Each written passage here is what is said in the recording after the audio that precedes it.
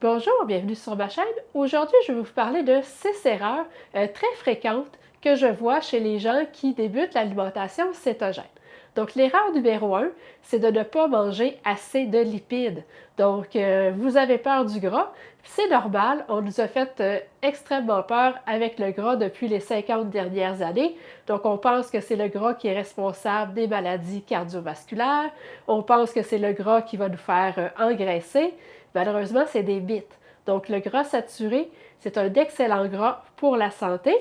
Donc, en alimentation cétogène, on va consommer des bons gras et puis on va éviter les gras qui sont trop riches en oméga 6.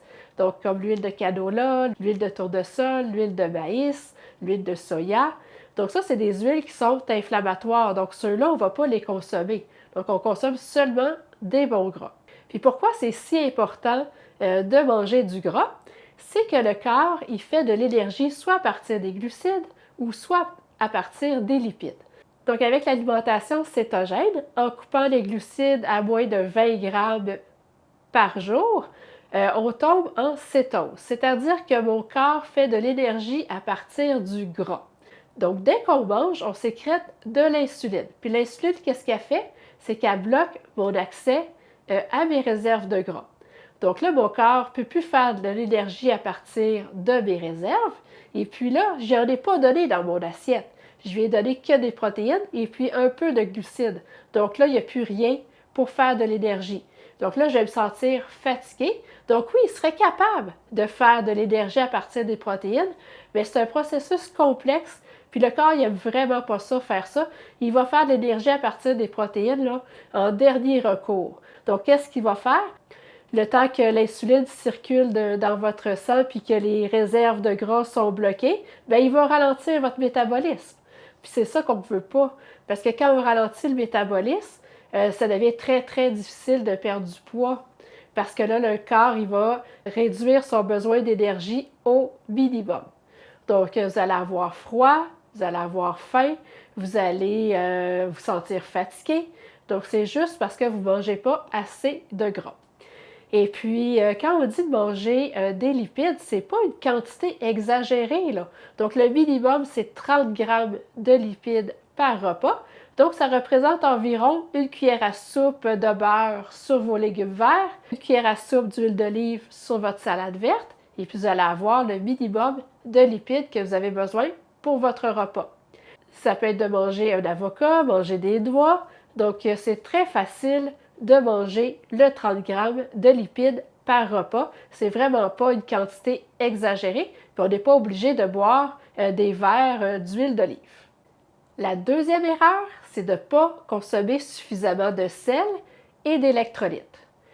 Parce que comme on est en cétose, notre corps sécrète très très peu d'insuline, ce qui fait que mes reins vont arrêter de faire de la rétention d'eau. Donc, je vais perdre beaucoup de liquide et puis avec ce liquide-là, je vais perdre du sodium, donc du sel et des électrolytes.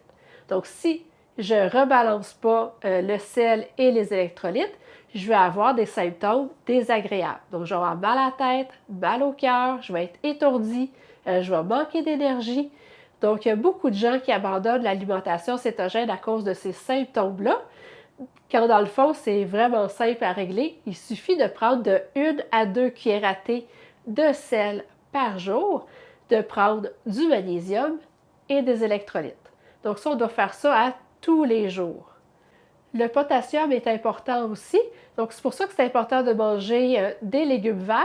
Et puis moi, mon potassium, je vais le chercher dans le sel bleu Herbamar, qui est un sel de potassium. De cette façon-là, c'est une façon d'aller chercher du potassium avec des légumes déshydratés. Parce que ce n'est pas recommandé de prendre un supplément de potassium. Troisième erreur, prendre des collations. Ça, prendre des collations, c'est vraiment pas recommandé. En alimentation cétogène, on recommande de prendre de 2 à 3 repas par jour. Pourquoi? Parce qu'à chaque fois que je mange, je sécrète de l'insuline. Donc, comme je vous expliquais tantôt, quand je sécrète de l'insuline, mon corps n'a plus accès à ses réserves de gras. Donc, c'est pour ça que si vous avez absolument besoin d'une collation, parce que ça peut arriver au début qu'on ait besoin de collation, parce qu'on peut avoir de la difficulté à bien doser nos assiettes. Donc, à ce moment-là, on doit prendre une collation qui contient du gras. Donc, on va prendre des noix, du fromage, une fat bomb, bien, on ne va surtout pas aller prendre des fruits. Donc, si je prends, par exemple, des framboises comme collation, bien là, je vais faire un pic d'insuline. Donc, je vais bloquer mon accès au gras, puis mon corps n'aura pas de gras parce que je viens de lui donner seulement des fruits, donc aucun gras. Donc, ça va faire, comme je vous disais tantôt, mon corps va manquer d'énergie. Donc, si je lui donne une collation grasse, je vais sécréter un peu d'insuline parce que les lipides ne font pas sécréter beaucoup d'insuline. Donc, je vais sécréter un petit peu d'insuline, mais mon corps va avoir du gras pour produire de l'énergie. Donc, je vais me sentir bien, je n'aurai pas de baisse d'énergie.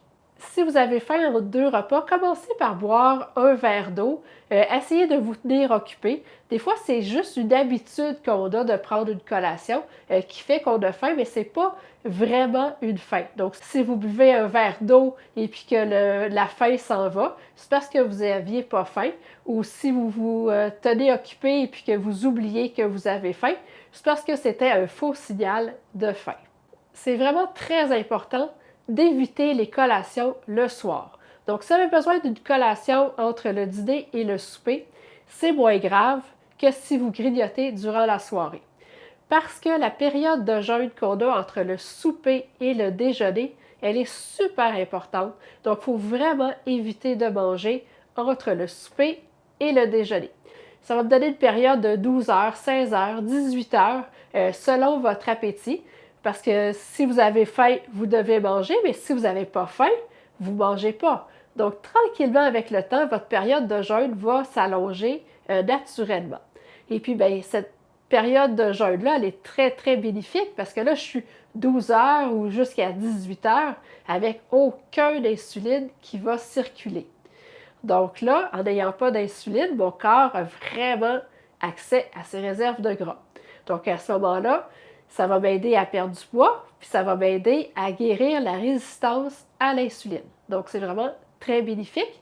Et puis, cette période de jeûne-là aussi, elle permet de réduire l'inflammation.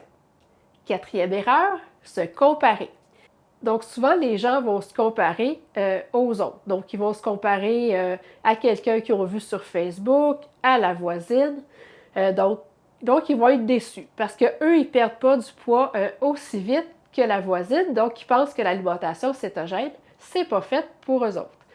Ce qu'il faut comprendre, c'est qu'on est tous différents. Et puis, le but premier de l'alimentation cétogène, c'est de retrouver la santé. Donc, le corps, il doit d'abord se guérir et puis il doit surtout guérir sa résistance à l'insuline avant de pouvoir perdre du poids. Puis si vous avez fait beaucoup de régimes amaigrissants par le passé, votre métabolisme est très, très lent. Donc, le corps doit réactiver tranquillement son métabolisme. Il doit comprendre qu'à partir de maintenant, vous ne le priverez plus de nourriture. Donc, il peut réactiver son métabolisme parce que vous allez toujours manger à votre faim à partir de maintenant. Donc ça demande du temps. Le corps, il doit apprendre à vous refaire confiance. Et puis, faites confiance au processus. Profitez des bienfaits que vous ressentez. Profitez de la belle énergie que vous avez. Et puis, la perte de poids va venir chacun à son rythme. L'erreur numéro 5. Comptez vos calories et vous priver de nourriture. Ça, c'est vraiment une grosse erreur. Parce que ce n'est pas les calories qui nous font prendre du poids. Ce qui nous fait prendre du poids, c'est l'insuline. Donc, si je sécrète beaucoup d'insuline, je vais stocker beaucoup. Donc, c'est vraiment important de limiter ces glucides. Donc, c'est en limitant ces glucides qu'on perd du poids parce que quand je n'ai pas d'insuline dans le sang, mon corps a enfin accès à ses réserves de gras. Donc, si je mange de 2 à 3 repas par jour, pas de collation, je devrais perdre du poids. Donc, c'est pour ça que c'est important de toujours écouter sa faim. Donc, si j'ai faim pour 3 repas par jour, je mange 3 repas par jour. Et puis, quand je mange, je prends un vrai repas. Donc, c'est pour ça que ça ne donne rien d'acheter des plans alimentaires. Ça ne donne rien de tout calculer vos macros avec une application. Votre corps va vous dire ce qu'il a besoin. Donc, partez toujours du minimum de protéines, qui est la paume de la main, l'épaisseur d'un jeu de cartes. Donc, ça, c'est le minimum. Donc, si vous avez faim pour la main au complet ou pour 2 paumes de main, vous mangez des protéines à votre faim. Même chose pour les lipides. Donc, si vous avez faim pour plus que 30 grammes de lipides par repas, donc le 30 grammes, c'est un minimum. Donc, si vous avez un très, très gros appétit, bien, vous mangez des lipides jusqu'à satiété. C'est vraiment important de jamais se priver de nourriture parce que quand on se prive de nourriture, la seule chose que ça fait, c'est de ralentir notre métabolisme. L'autre problème avec les applications qui calculent les macros, c'est que souvent les gens, ils ne vont pas répartir les protéines et les lipides à chaque repas. Donc là, ils vont arriver au souper, puis ils vont faire « Oh mon Dieu, il manque 50 grammes de protéines et puis il manque 60 grammes de lipides. » Donc là, ils vont essayer de tout manger ça dans le même repas. Mais là, vous allez avoir mal au cœur, c'est trop de protéines puis trop de lipides en même temps. Et puis le corps, il y a un maximum de protéines qu'il est capable d'assimiler en un seul repas. Fait que c'est pour ça que c'est vraiment important de regarder les macros à chaque repas et non pas dans une vue globale de la journée. La seule chose qu'on regarde pour la journée, c'est les glucides. Donc, mon 20 grammes de glucides, oui, je peux le manger tout au déjeuner. Ça, c'est pas grave, pourvu que j'en mange plus au dîner puis au souper. Fait que c'est vraiment juste les glucides qu'on doit suivre pour toute la journée.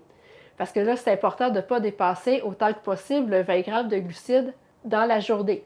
La 6e erreur, vraiment là, très important aussi, il y a beaucoup de gens qui regardent seulement le tableau des valeurs nutritives pour voir le nombre de glucides net dans le produit. Bien, ils ne vont pas lire la liste des ingrédients. Donc, c'est super important de toujours lire la liste des ingrédients, peu importe ce que vous achetez, que ce soit bio, que ce soit écrit keto en grosses lettres dessus, il faut toujours valider les ingrédients. Parce que souvent, on va retrouver du blé, souvent, on va retrouver de l'huile de canola, on va retrouver du sucre, on va retrouver du dextrose, on va retrouver du glutamate monosodique. Donc, on va retrouver des choses qu'on ne veut pas manger parce que soit que c'est inflammatoire ou que ça fait sécréter beaucoup trop d'insuline. Donc là, vous ne comprendrez pas pourquoi vous ne perdez pas de poids, même si vous respectez le 20 grammes de glucides par jour. Si vous mangez, par exemple, beaucoup de produits qui contiennent du dextrose ou du glutamate monosodique, bien ça vous fait faire des gros pics d'insuline. Donc à ce moment-là, vous allez avoir de l'insuline dans le sang une bonne partie de la journée. Donc à ce moment-là, c'est impossible d'avoir accès à vos réserves de gras. C'est pour ça que c'est vraiment important de toujours lire les ingrédients. Et puis c'est sûr que les premières épiceries sont un petit peu plus longues, mais après ça, vous allez connaître vos produits. Vous allez voir, ça devient très simple. C'est très important de choisir des aliments qui ont une liste d'ingrédients le plus court possible. Donc, si la liste d'ingrédients fait 3 pages, là, c'est parce que c'est pas bon pour nous. On essaie de manger le moins transformé possible. Donc, j'espère que cette vidéo va vous aider à avoir de meilleurs résultats avec l'alimentation cétogène. Donc, j'espère que vous allez ressentir beaucoup de bienfaits au niveau de votre santé. Donc, je vous félicite de prendre votre santé en main. Si vous n'êtes toujours pas abonné à ma chaîne, n'oubliez pas de le faire. Et puis, on se revoit bientôt. Merci!